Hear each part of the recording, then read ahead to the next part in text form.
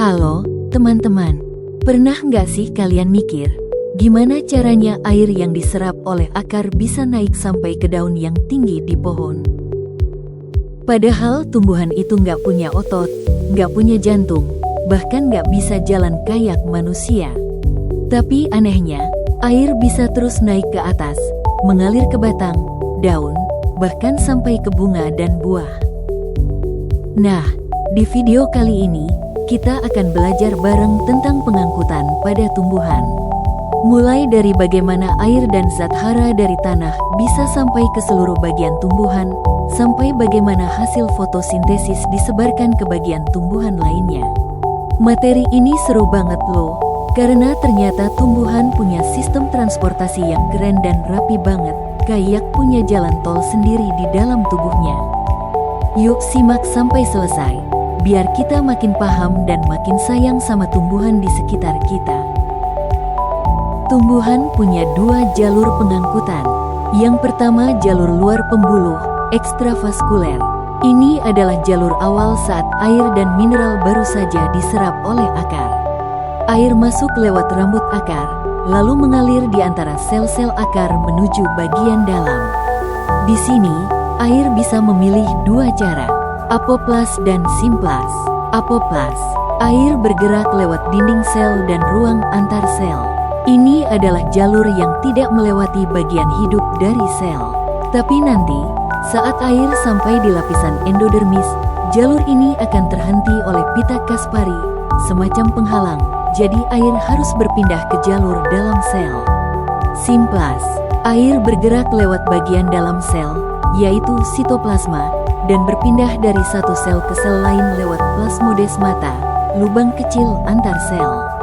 Jalur ini mirip seperti air yang mengalir dari rumah ke rumah lewat pintu-pintu kecil. Jalur ekstravaskuler ini hanya terjadi di akar, untuk mengantar air menuju pembuluh. Yang kedua jalur dalam pembuluh, intravaskuler. Setelah air masuk ke bagian pusat akar, air dan mineral akan diangkut naik melalui pembuluh silem. Bayangkan silem seperti pipa panjang di dalam batang yang mengantar air dari akar batang daun. Di dalam daun, air dipakai untuk fotosintesis atau menguap lewat stomata. Nah, selain silem, ada juga pembuluh floem. Floem adalah pembuluh yang membawa hasil fotosintesis dari daun, seperti gula, glukosa, ke seluruh bagian tumbuhan. Hasil ini bisa disimpan di akar, buah, atau batang sebagai makanan cadangan. Proses ini disebut translokasi. Jadi bisa kita ibaratkan, silem, jalan tol satu arah dari akar ke atas, bawa air dan mineral. Floem, jalan dua arah dari daun ke seluruh tubuh, bawa makanan hasil fotosintesis. Lalu, gimana sih air bisa naik dari bawah ke atas? Tumbuhan memang nggak punya jantung seperti manusia, tapi ternyata mereka punya cara alami dan keren buat menarik air dari akar ke bagian atas, seperti batang dan daun. Nah, ini dia 3 cara utamanya. 1. Penguapan dari daun, transpirasi. Saat siang hari, air di dalam daun menguap lewat pori-pori kecil yang disebut stomata. Ketika air menguap, akan terjadi tarikan dari atas ke bawah, seperti kalau kita menyedot air pakai sedotan. Tarikan ini disebut tarikan transpirasi, dan itulah yang membantu menarik air dari akar, melewati batang, sampai ke daun. Semakin banyak air yang menguap, semakin kuat tarikannya. 2. Tekanan akar. Akar menyerap air dari tanah secara terus-menerus. Saat akar menyerap banyak air, akan terjadi tekanan dari bawah yang mendorong air naik ke atas. Tekanan ini paling terasa pada malam hari, ketika daun tidak banyak menguap. Kalau kalian pernah lihat tetesan air muncul di ujung daun rumput saat pagi hari, itu namanya gutasi, dan itu tanda adanya tekanan akar. 3. Proses osmosis dan difusi. Air dan zat-zat mineral pindah dari satu sel ke sel lain lewat 2 proses alami. Osmosis, perpindahan air dari sel yang banyak air ke sel yang lebih sedikit air. Difusi, perpindahan zat seperti mineral dari daerah yang banyak ke yang lebih sedikit. Kedua proses ini terjadi di sel-sel akar dan batang, dan membantu menyebarkan air dan zat gizi ke seluruh tumbuhan. Jadi, tanpa alat canggih, tumbuhan bisa memindahkan air dari akar sampai ke daun tinggi dengan kerja sama transpirasi, tekanan akar, dan proses osmosis difusi. Keren banget kan, cara kerja alam? Tumbuhan membuat makanannya sendiri lewat proses fotosintesis, yaitu proses mengubah air dan karbon dioksida menjadi glukosa, gula, dan oksigen dengan bantuan cahaya matahari dan klorofil, zat hijau daun. Di mana fotosintesis terjadi? Terjadi di daun, khususnya di bagian kloroplas yang ada dalam sel mesofil daun.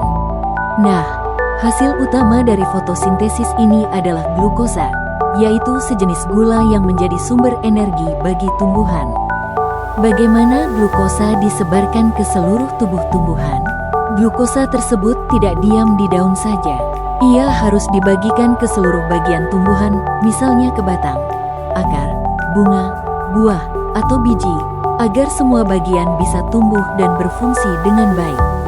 Proses pengiriman glukosa ini disebut translokasi, dan pembuluh yang bertugas membawanya adalah floem. Uniknya, floem bisa mengalirkan zat ke segala arah, tergantung kebutuhan tumbuhan. Contohnya, jika akar butuh makanan, glukosa mengalir ke bawah. Jika ada buah yang sedang tumbuh, glukosa bisa dialirkan ke buah. Ini berbeda dengan silem, yang hanya mengalirkan air dan mineral dari akar ke atas, satu arah saja. Selain gula, terutama sukrosa, floem juga mengangkut mineral hasil metabolisme, asam amino, zat pembangun protein, hormon tumbuhan. Semua zat itu bergerak melalui cairan yang disebut getah floem. Menariknya, proses-proses ini juga sejalan dengan ayat-ayat Al-Quran yang menyebutkan pentingnya air dan tumbuhan sebagai sumber kehidupan. Misalnya, Al-Quran Surat Al-Anbiya, ayat 30 yang menyatakan bahwa dari air dijadikan segala sesuatu yang hidup. Ini menunjukkan harmoni antara sains dan wahyu ilahi. Nah, sekarang kamu sudah tahu bagaimana air dan zat-zat penting berpindah dalam tubuh tumbuhan. Yuk, kita jaga kelestarian tumbuhan sebagai bagian dari rasa syukur atas karunia Allah Subhanahu wa Ta'ala. Sampai jumpa di video pembelajaran selanjutnya.